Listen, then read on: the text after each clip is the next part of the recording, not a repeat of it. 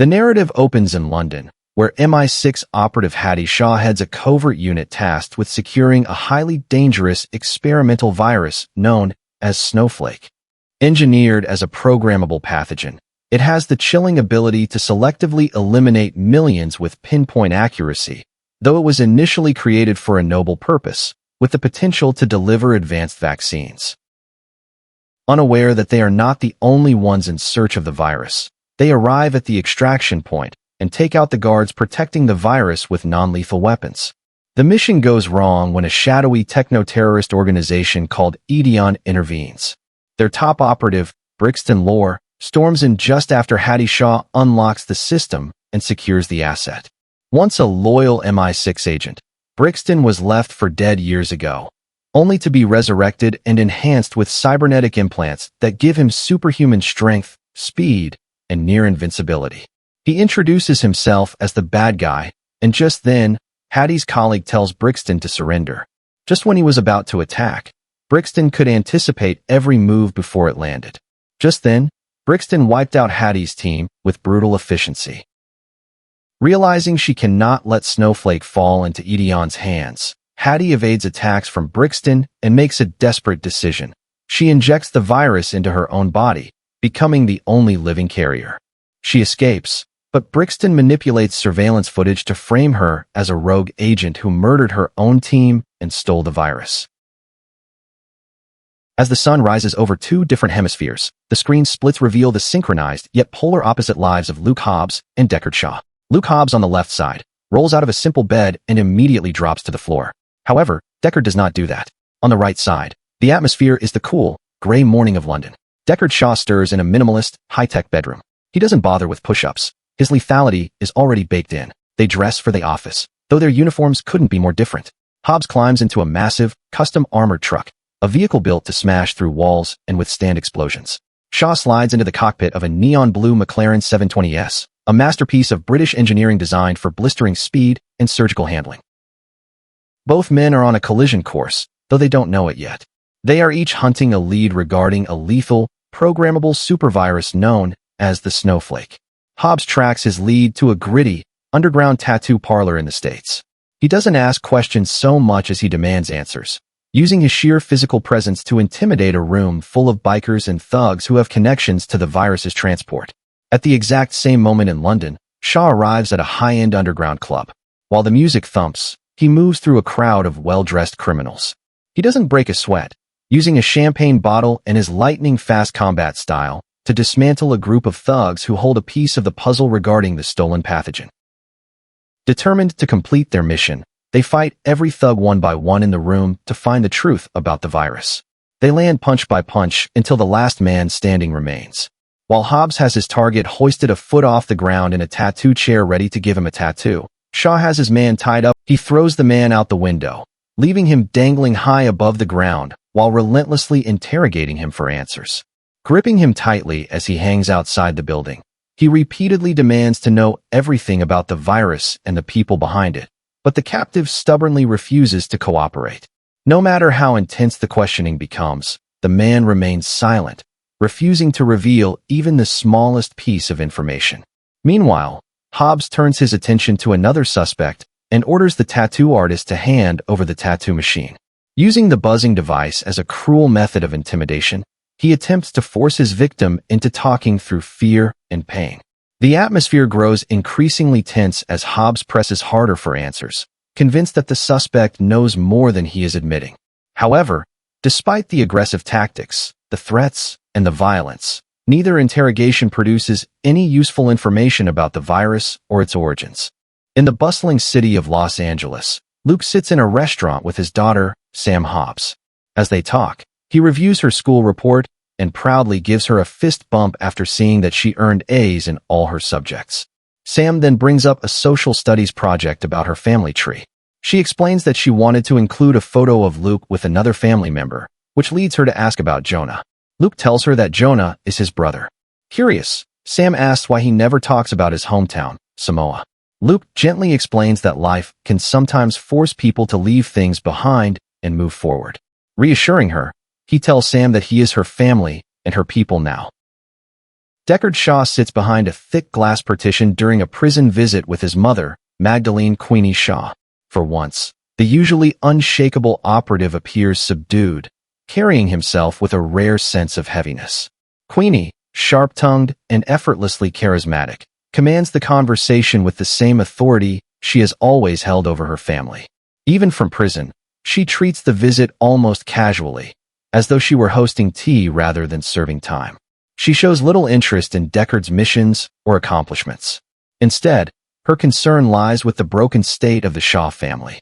Beneath her teasing remarks is a clear sense of regret. She speaks about how divided her children have become and urges Deckard to make things right. Leaning closer to the glass, her tone softens as she gives him a mother's request: find his sister and bring the family back together. She reminds him that although each of them is dangerous on their own, they are strongest when united. The conversation reveals a side of Deckard rarely seen. The hardened fighter who can walk through chaos without hesitation now seems weighed down by guilt and responsibility. He listens quietly as Queenie pushes him to set aside old wounds and repair his fractured relationship with Hattie. As the visit comes to an end, Queenie's mischievous nature resurfaces.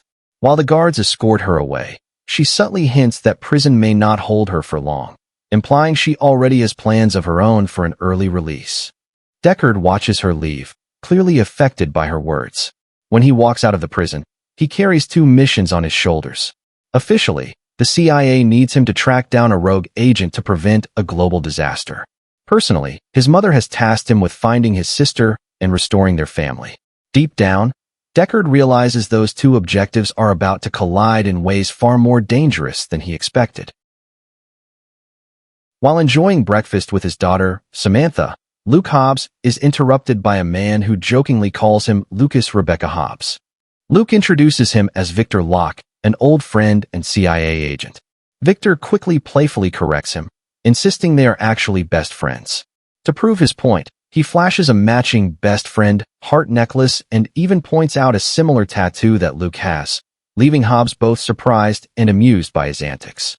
Without much concern for keeping things classified in front of Samantha, Victor reveals that he and Luke are chasing the same target, a deadly biological weapon known as the CT-17 virus, codenamed Snowflake. He explains that the virus is capable of liquefying a person's internal organs, making it one of the most dangerous threats imaginable. Victor then hands Luke a mission file containing the details of the operation. Inside is information on Hattie, whose photo immediately catches the attention of both Luke and Samantha, who agree that she is attractive. Victor quickly warns them not to be fooled by appearances, explaining that Hattie is extremely dangerous. According to intelligence reports, she killed her own MI6 team and stole the Snowflake virus. He goes on to explain that both Hattie and the scientist responsible for creating the virus have disappeared off the grid. However, there may still be a lead in London involving another operative connected to the case. After hearing the briefing, Luke decides to take on the mission. As Deckard Shaw walks out of the prison gates, he is approached by CIA agent Loeb. Loeb tells him that he received a tip from an acquaintance named Mr. Nobody. Uninterested in helping or even speaking with the agent, Deckard ignores him and gets into his car. However, Loeb quickly places a photo of Hattie on the windshield, immediately catching Deckard's attention. Loeb explains that Hattie is connected to a deadly virus with a 100% mortality rate that kills its victims within 72 hours. He also warns that if MI6 finds her first, they will consider her a traitor and deal with her accordingly. In her apartment, Hattie receives a phone call demanding that she surrender the virus. Realizing that her location has been compromised and she is no longer safe, she quickly opens her hidden armory and prepares for a fight. Before leaving, she rigs the apartment with a bomb and quietly exits the building. Meanwhile, outside the prison, Agent Loeb contacts his colleague, Agent Victor Locke. During the call, the two confirm that they have successfully convinced their respective operatives and that both men are now ready for the mission. Hobbs and Deckard are both brought to a London black site, where tensions between the two quickly flare up. The pair exchange insults almost immediately and strongly refuse to work together, leading Deckard to walk away from the operation altogether. Meanwhile, investigators discover that Hattie managed to avoid detection by staying away from London's heavily monitored security camera network. Using one of the city's few surveillance blind spots to his advantage, Hobbs tracks her down and confronts her. The two engage in a fierce fight, though both clearly hold back from using full force against each other. After an intense struggle, Hobbs eventually overpowers Hattie and takes her into custody, bringing her to a CIA black site in London. Hobbs attempts to interrogate Hattie about the missing virus, telling her that he does not believe she killed her fellow agents. Hattie refuses to cooperate and quickly figures out that Hobbs is not a true CIA operative. Mocking him, she points out that he lacks the subtlety and finesse of an intelligence agent, dismissing him as nothing more than a brute soldier. As Hobbs leaves the interrogation room to talk to his daughter, Hattie suddenly attacks the CIA guard outside, forcing Hobbs to intervene. During the struggle, Luke ends up awkwardly pinned between Hattie's thighs while trying to restrain her. At that moment, Deckard bursts into the room, points a gun at Hobbs, and angrily orders him to get his hands off his sister. The two immediately begin arguing once again. Just before the situation escalates further, Hattie finally reveals the truth. She injected the snowflake virus into her own body to keep it out of Edion's hands. Before anyone can properly react to the revelation, the building comes under attack by Edion operatives. In the chaos, the cybernetically enhanced super soldier Brixton storms in, captures Hattie, and leaps out of a window while sprinting down the side of the building with her. Realizing they have no choice, Hobbs and Shaw reluctantly agree to work together to rescue her. After fighting through waves of Edion soldiers, Hobbs dives out of the window in pursuit, while Deckard uses an external elevator to get downstairs. Meanwhile, Hattie fights back against Brixton and manages to break free. Just as Brixton is about to strike her, Hobbs crashes into him with full force. Hattie then joins Hobbs and Deckard in battling the remaining Edion operatives.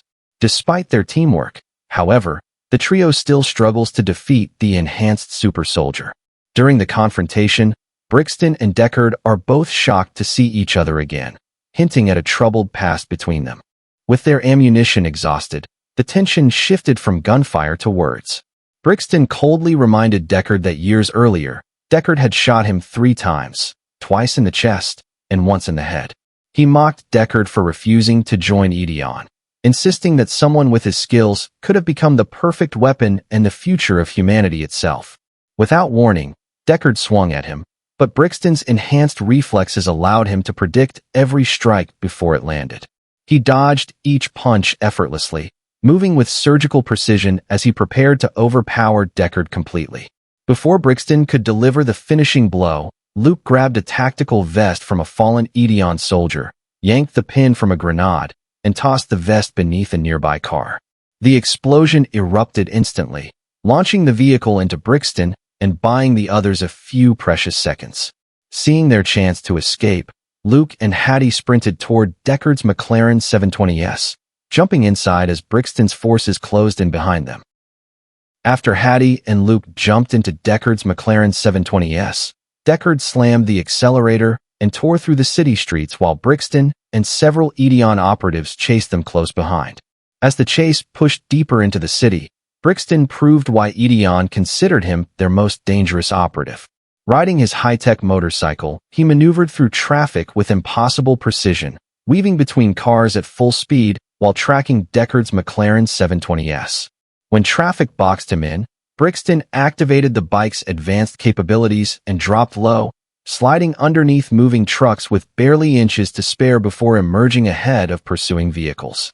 Deckard tried everything to shake him: hard drifts, sudden lane changes, and weaving through packed intersections. But Brixton's cybernetic enhancements allowed him to predict nearly every move before it happened. Closing the distance, Brixton drew his weapon while balancing effortlessly on the motorcycle and fired directly at the McLaren's tires. The shots connected, shredding the tires and making the car far harder to control at high speed. Even with the damage, Deckard refused to slow down. Sparks flew from the rims as he forced the McLaren through crowded streets while Luke and Hattie held on inside. Brixton accelerated again, preparing to end the chase once and for all, but Deckard spotted an opening at the last second. Swerving sharply across traffic, he cut behind a city bus just as it crossed the intersection. Brixton reacted too late.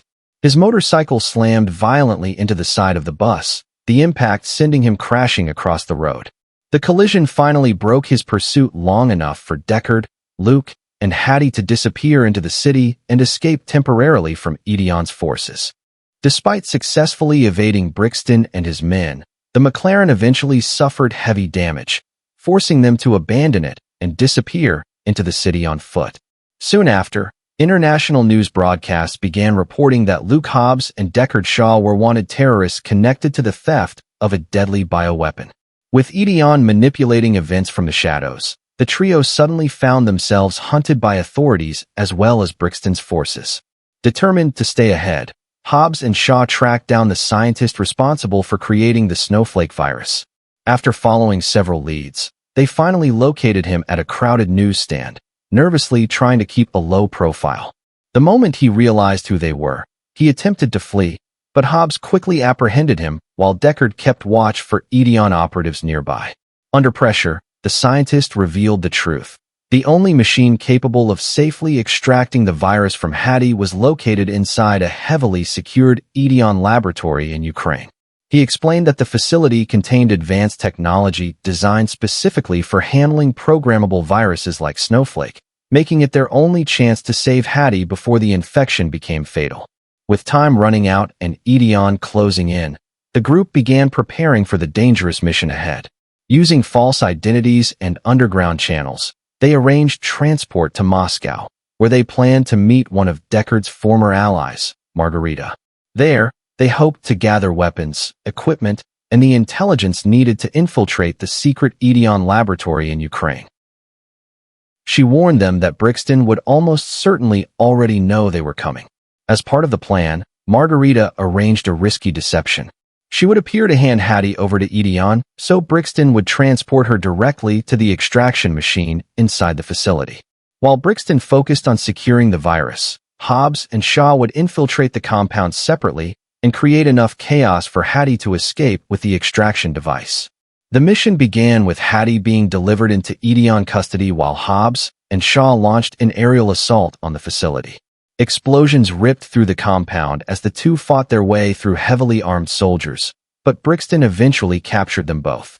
Bound to interrogation chairs, Hobbs and Shaw were tortured with electrical shocks while Brixton mocked them and insisted that Edion represented the future of humanity. Meanwhile, Hattie managed to overpower her guards inside the lab.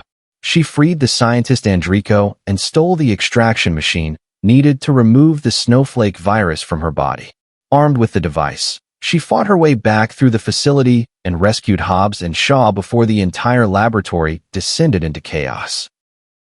The team escaped the collapsing facility in a heavily armored truck as explosions consumed the compound behind them.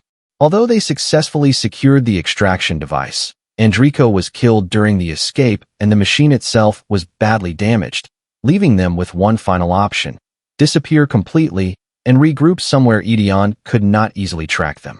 That decision led Hobbs to return to Samoa and reunite with the family he had left behind years earlier. With the extraction device damaged and Andrico dead, the team realized they had very little time left before the snowflake virus permanently activated inside Hattie. Knowing Edion would track every digital signal, Hobbs proposed going completely off-grid by returning to his childhood home in Samoa, a place with limited technology and people he trusted with his life. The decision was not easy. Hobbs had been estranged from his brother Jonah for years after a family dispute, and returning home meant facing unresolved tensions. Still, with no alternatives left, Deckard, Hattie, and Hobbs traveled to Samoa carrying the damaged extraction machine and preparing for what they knew would be Brixton's final assault. Upon arriving, Hobbs reunited with his mother, Safina, and the rest of his family. Although Jonah initially refused to help, angry over Hobbs abandoning the family years earlier, the threat posed by Edion eventually convinced him to join the fight. Together, the family began transforming the island into a battlefield, relying on old-school weapons and traps instead of advanced technology that Edion could exploit.